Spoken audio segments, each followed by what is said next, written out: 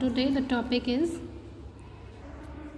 friendly microorganisms. So there are so many microorganisms which are very beneficial to us, and they help in various ways. So, like you can see here that microorganisms help us to make curd and bread.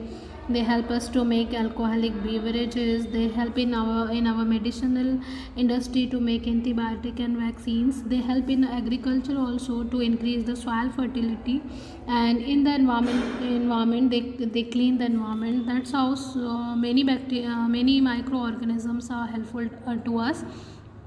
ऐसे बहुत सारे micro organisms होते हैं जो हमारे लिए beneficial होते हैं, और ऐसे बहुत सारे काम हैं जो हम माइक्रो ऑर्गेनिज़म्स के बिना नहीं कर सकते हैं. So few of that beneficiaries we will talk about in this video. Like the first one is making of curd and bread. So as you know, आपने सुना होगा कि जो दही बनती है, मतलब कि कर्ड, वो मिल्क से बनाई जाती है, और मिल्क को कर्ड में बदलने के लिए एक बैक्टीरिया रिस्पॉन्सिबल होता है जिसका नाम है lactobacillus. This lactobacillus bacteria convert the milk into the curd.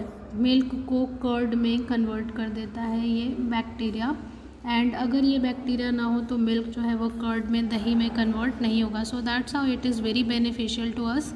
And what does it do in the milk? आपको पता है मिल्क में प्रोटीन होता है, और प्रोटीन के कोगुलेशन से कर्ड बनता है, ठीक है.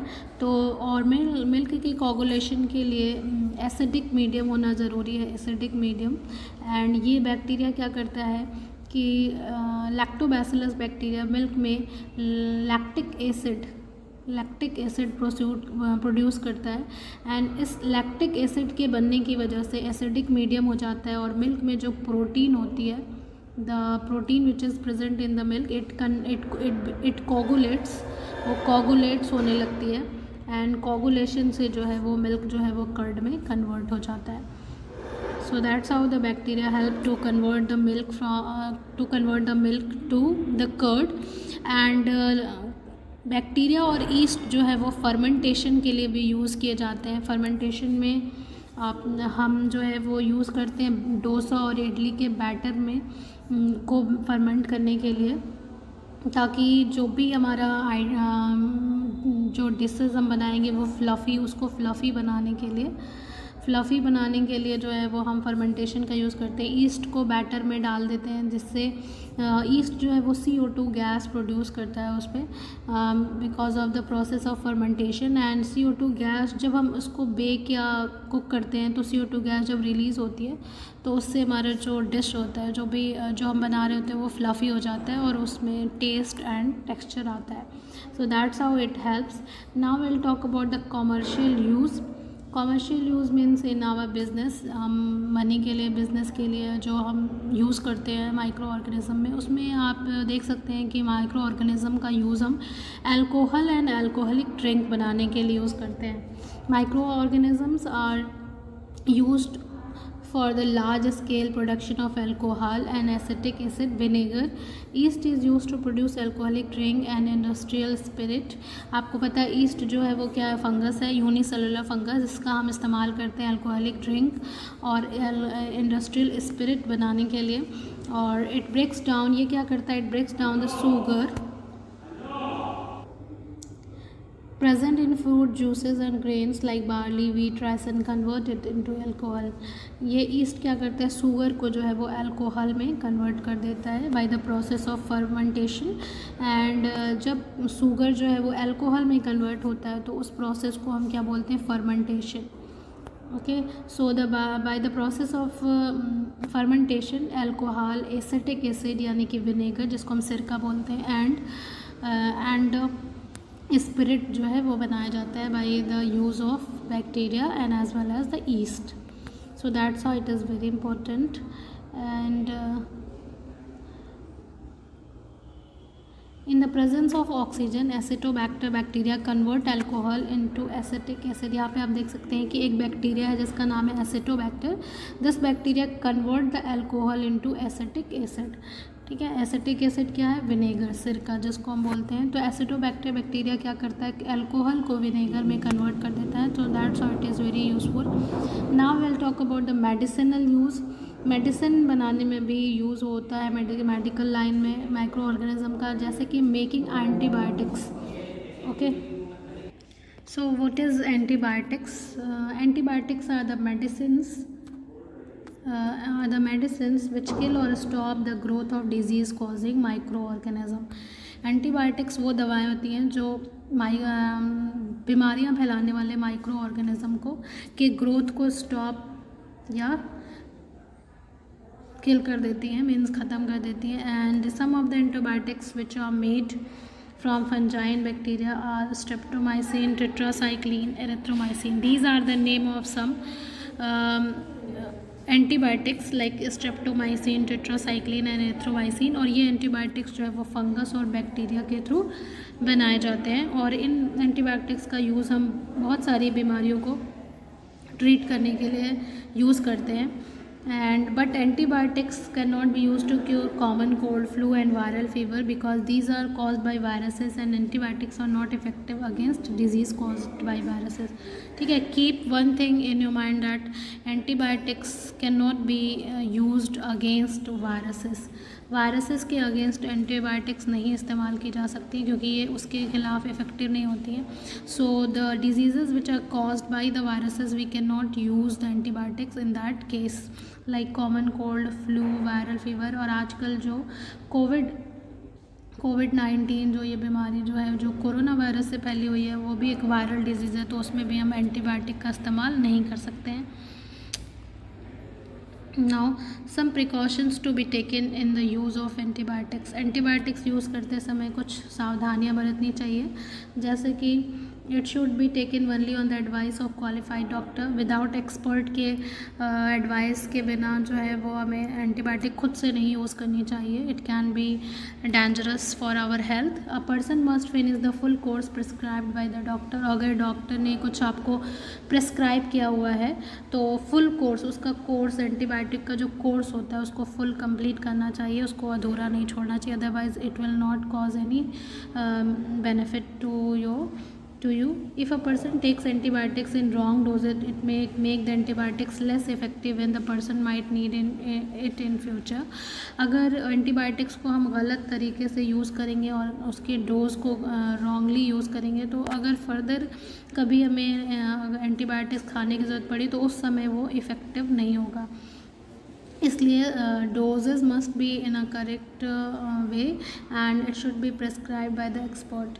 Antibiotics taken unnecessarily may kill the beneficial bacteria in the body. अगर बिना ज़रूरत के हम एंटीबायोटिक खाते हैं तो उससे हमारे बॉडी में बहुत सारे बेनिफिशियल बैक्टीरिया होते हैं, फ़ायदेमंद बैक्टीरिया होते हैं जो हमारे लिए बहुत लाभप्रद होते हैं. वो बैक्टीरिया उस अननेसेसरी एंटीबायोटिक लेने से मर जाते हैं. इसलिए हमें अननेसेसरीली बिना ज़रूरत के एंटीबायोटिक्स नहीं खाने चाहिए. Antibiotics can also be used to treat many diseases in plants and animals.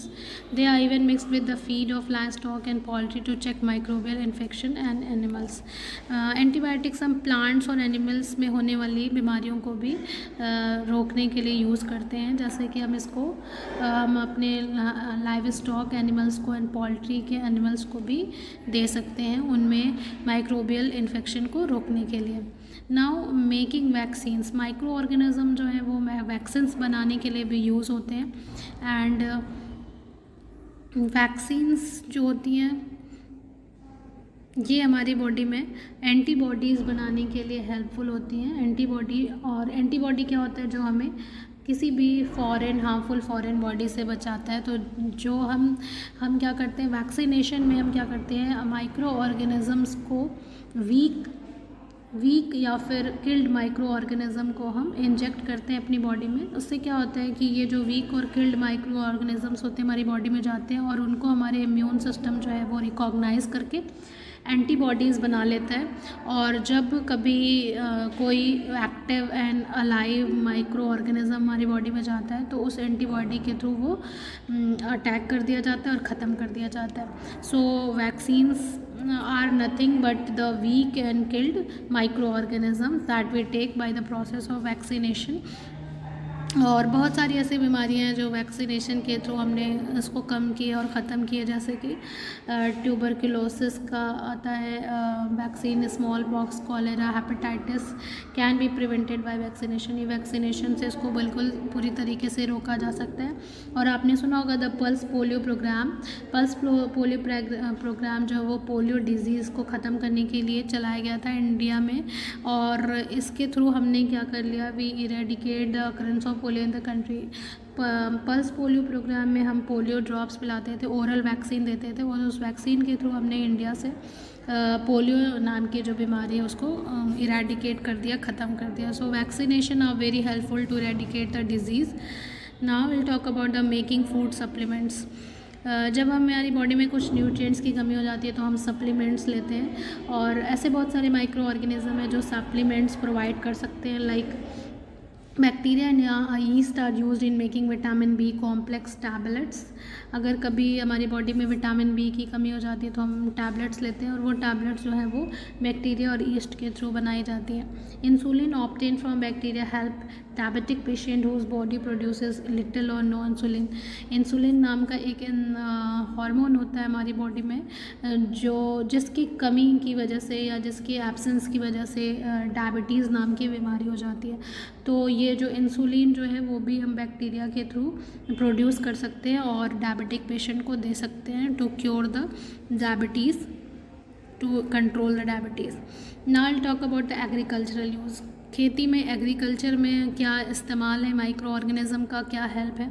So there are so many micro organism which increase the soil fertility, like cyanobacteria, blue green algae जिसको हम कहते हैं, bacteria rhizobium which live in the root nodule of leguminous plants help in fixing nitrogen from atmosphere to enrich the soil with nitrogen compound and increase the soil fertility। Atmosphere में जो nitrogen होती है N2 उसको वो usable form में convert कर देते हैं these bacteria and cyano bacteria, and फिर उस नाइट्रोजन को प्लांट्स यूज़ करते हैं। So by fixing the atmospheric nitrogen into the usable form, these micro organism enrich the soil by the nitrogen and increase the soil fertility, and इसीलिए इनको हम biological nitrogen fixer कहते हैं, क्योंकि ये नाइट्रोजन को फिक्स करके प्लांट्स को अवेलेबल करवाते हैं। Now environmental use. एनवायरनमेंट में माइक्रो ऑर्गेनिज्म बहुत बेनिफिशियल है, जैसे कि क्लीनिंग द एनवायरनमेंट। ऐसे बहुत सारे माइक्रो ऑर्गेनिज्म हैं जो, जैसे कि बैक्टीरिया एंड फंजाई, ये क्या करते हैं, ये harmful and smelly dead remain of plant and animal waste को डीकम्पोज करके हार्मलेस मटेरियल में कन्वर्ट कर देते हैं, एंड उस हार्मलेस मटेरियल को plants and animal further as a nutrient use कर लेते हैं। So they clean the environment. Bacteria and fungus ये डीकम्पोज़र होते हैं, नेचुरल डीकम्पोज़र।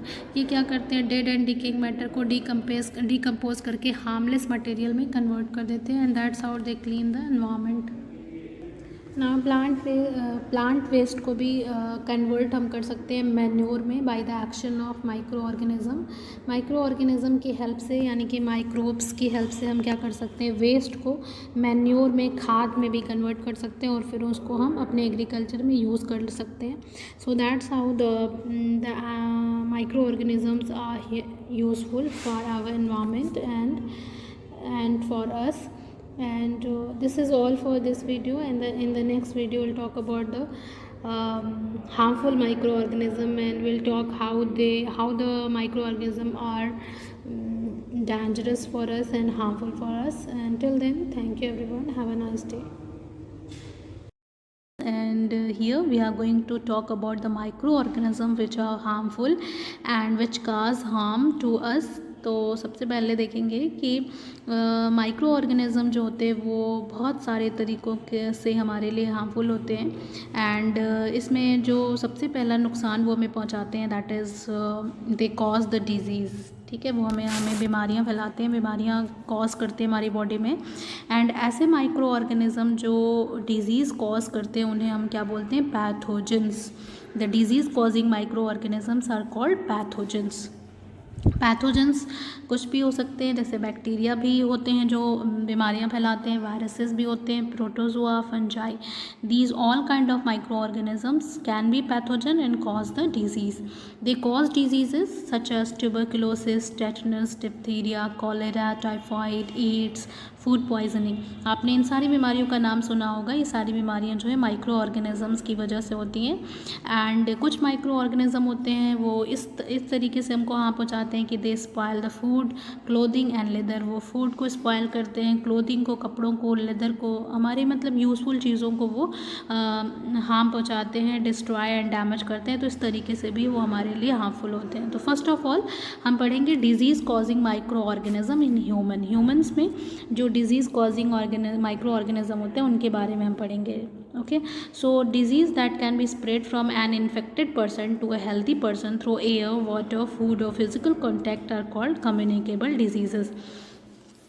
ऐसी बीमारियां जो एक इन्फेक्टेड पर्सन से हेल्दी पर्सन में जो है वो ट्रांसफ़र हो जाती हैं एयर, वाटर, फूड और फिजिकल कांटेक्ट के ज़रिए, उनको हम क्या बोलते हैं? Communicable disease. The disease which can pass from unhealthy person to healthy person through air, water, food और physical contact, that disease are called communicable disease. और ये डिजीज़ की खास बात ये होती है कि they are cause by pathogen.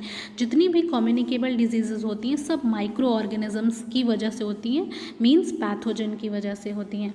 And these pathogen enter in our body through the air we breathe, water we drink, food we eat और can also get transmitted by direct contact with an infected person. ये जो pathogen है हमारी body में air के through भी enter कर सकते हैं.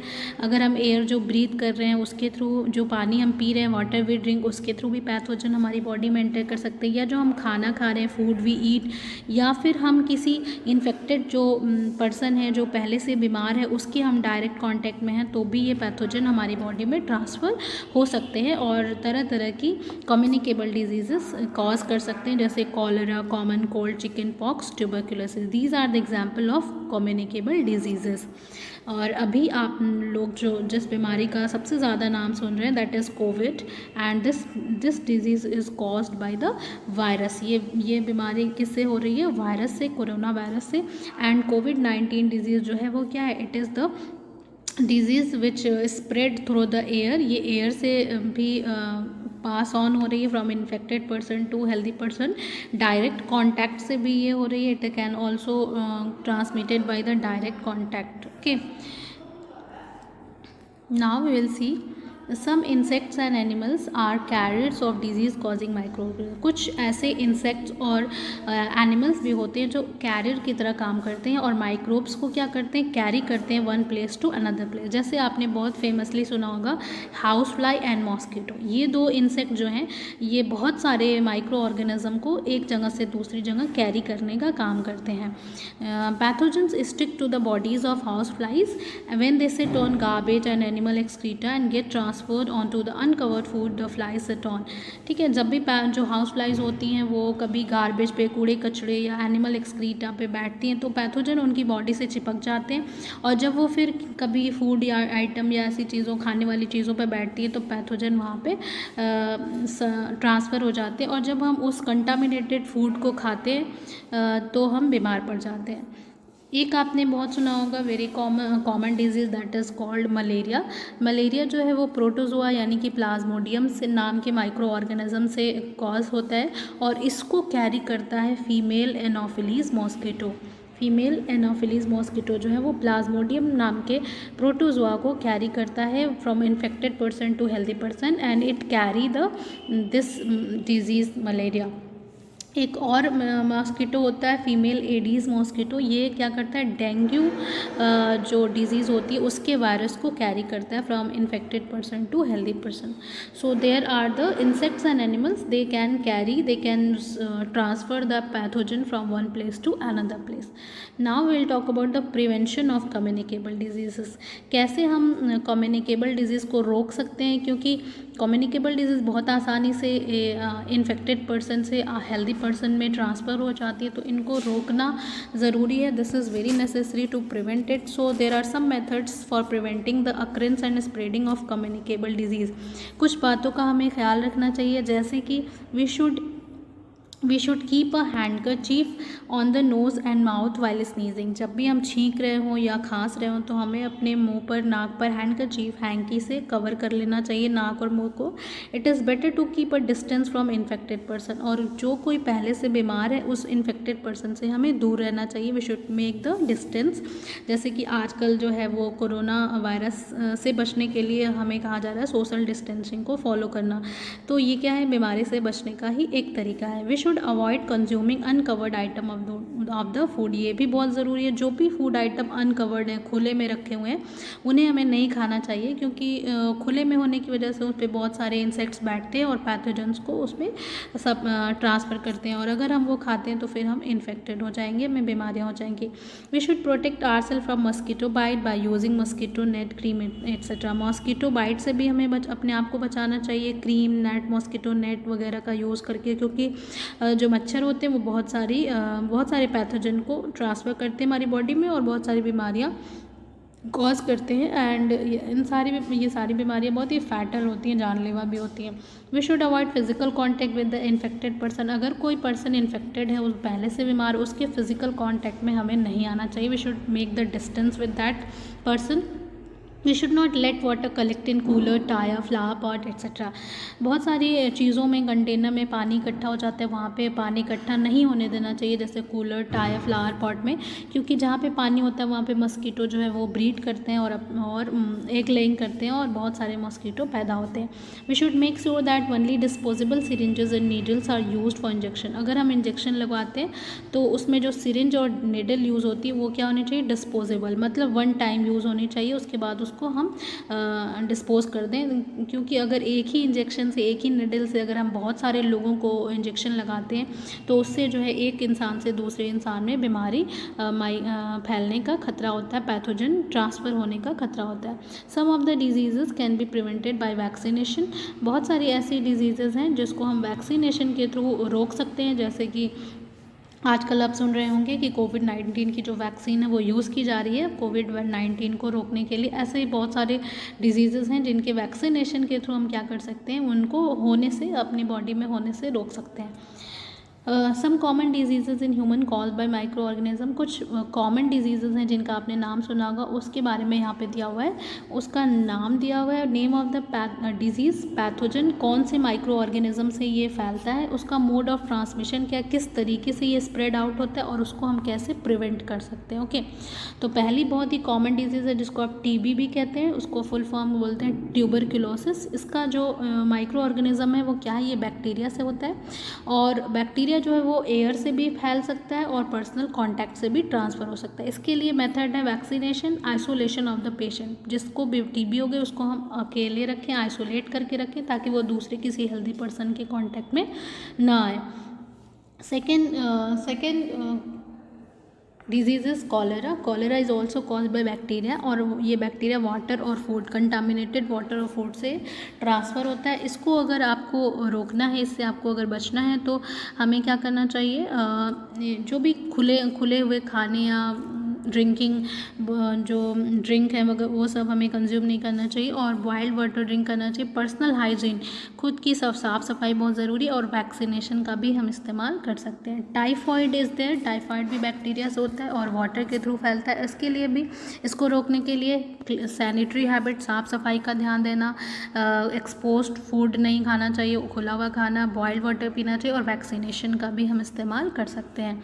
Now next is measles. Measles जो होता है वो वायरल डिजीज़ है, वायरस से होता है, वायरस जो है एयर और पर्सनल कांटेक्ट से स्प्रेड हो सकता है। इसके लिए हम वैक्सीनेशन यूज़ करते हैं। अगर किसी पेशेंट को मीज़ल्स हो गया तो उसको हम आइसोलेट करके रखते हैं, ताकि वायरस जो है वो किसी हेल्दी पर्सन में ट्रांसफ़र ना हो। हेपेटाइटिस ए लीवर की बीमारी होती है, ये वायरस से होती है, और कंटामिनेटेड वाटर से ये फैलती। वायरस जो होता है वो वाटर में, गंदे पानी में पाया जाता है। इसके लिए हमें वाइल्ड वाटर भी यूज़ करना चाहिए, हैं, जो भी पानी है उसको साफ़ यूज़ करना चाहिए, और वैक्सीनेशन का भी हम इस्तेमाल करते हैं। मलेरिया प्रोटोजोआ से होता है, मॉस्किटो से फैलता है। इसके लिए हम मॉस्किटो को अगर हम रोकें तो हम इस बीमारी को भी रोक सकते हैं। इसके लिए हम क्या करें, prevention of breeding of mosquito, mosquito breeding को रोकें, मॉस्किटो रिपेलेंट क्रीम का यूज़ करें और मॉस्किटो नेट का यूज़ करें ताकि हम मॉस्किटो बाइट से बच सकें। चिकन पॉक्स वायरल डिजीज़ है, पोलियो भी एक वायरल डिजीज़ है, दोनों ही एयर और पर्सनल कॉन्टैक्ट से फैलती है और दोनों के लिए वैक्सीनेशन जो है वो एक सूटेबल तरीका है इससे बचने के लिए। Now will see disease causing micro organism in plants. जो पैथोजेंस होते हैं, माइक्रो ऑर्गेनिज्म होते हैं, वो ना सिर्फ ह्यूमन बट प्लांट्स और एनिमल्स में भी बीमारियां फैलाते हैं। तो यहाँ पे हम प्लांट्स में देखेंगे, micro organism also caused diseases in plants like wheat, rice, potato, sugar cane, orange, apple etcetera. Some common plant diseases caused by micro organism और कुछ डिजीजेज का नाम दिया हुआ है सिट्रस कैंकर डिजीज़। ये बैक्टीरिया से होता है और एयर के थ्रू ये क्या होता है, एक प्लांट से दूसरे प्लांट में ट्रांसफ़र होता है। रस्ट ऑफ वीट, ये वीट का एक बीमारी है जो फंजाई से होता है और एयर और सीड के थ्रू ये क्या होता है, ट्रांसफ़र होता है। यहाँ पे आप देख सकते हैं, this is the citrus canker disease in the lemon and this is the rust of wheat. Rusty appearance हो जाता है। येलो वेन मोज़ेक, इसमें जो येलो वेन मोज़ेक ऑफ ओकरा, इसमें क्या होता है कि जो वेन होती है वो येलो हो जाती है। Now we will see disease causing micro organism and animal. As I said, micro organism ना सिर्फ ह्यूमंस बल्कि प्लांट्स और एनिमल्स सारे ऑर्गेनिज्म में बीमारियां फैलाते हैं। तो एनिमल्स की कुछ बीमारियों को हम देखेंगे। यहाँ पे एंथ्रेक्स नाम की एक बीमारी होती है जो ह्यूमंस में भी हो जाती है, लेकिन ये कैटल में होती है, जानवरों में होती है, और ये बैक्टीरिया से होने वाली डिजीज़ है। फुट एंड माउथ डिजीज़, ये भी जो है वो कैटल्स में होती है और कॉज बाय वायरस, ये वायरस के थ्रू होती है। फूड पॉइजनिंग, कुछ माइक्रो ऑर्गेनिज्म जैसे फंजाई और बैक्टीरिया जो होते हैं वो क्या करते हैं, फूड को स्पॉयल करते हैं, जैसे कि मिल्क को सॉर करते हैं, पोटैटो को रॉट कर देते हैं, सड़ा देते हैं, वेजिटेबल एंड फ्रूट को रॉट डिस्ट्रॉय कर देते हैं। और ये क्या करते हैं, उन फूड आइटम में toxic substances, poisonous substances secrete करते हैं। अगर उस सबस्टेंस को, अगर आप उस फूड आइटम को खा लें जिसमें ये इन्होंने टॉक्सिक सबस्टेंस सिक्रीट किया है, तो उससे क्या होगा, हमारे हमको जो है वो टॉक्सिक सबस्टेंस हमारी बॉडी में जाने की वजह से फूड पॉइजनिंग हो जाएगी। ठीक है, फूड पॉइजनिंग। एंड अगर ऐसे फूड को हम पहचान सकते हैं बाई द फाउल स्मेल, बहुत ही गंदी सी स्मेल आती है, बैड टेस्ट होता है और इसका कलर भी चेंज हो जाता है जिसमें फूड पॉइजनिंग होती है। Disease cause due to the consumption of food spoiled by micro organism called food poisoning. ऐसी बीमारी जो consumption of food spoiled by micro organism, ऐसे खाने से हो जो कि स्पॉइल किया गया है माइक्रो ऑर्गेनिज्म के थ्रू, ऐसे इसको हम बोलते हैं food poisoning. Two common example of bacteria which causes food poisoning are bacteria Salmonella and bacteria Clostridium botulinum। Bacteria का नाम यहाँ पे दिया हुआ है जो फूड पॉइजनिंग कॉज करते हैं, Salmonella and Clostridium botulinum। So these are the some disease caused by the microorganism in animals and so this is for all for this video. In the next video we'll talk about the food preservation. Till then, thank you, have a nice day everyone.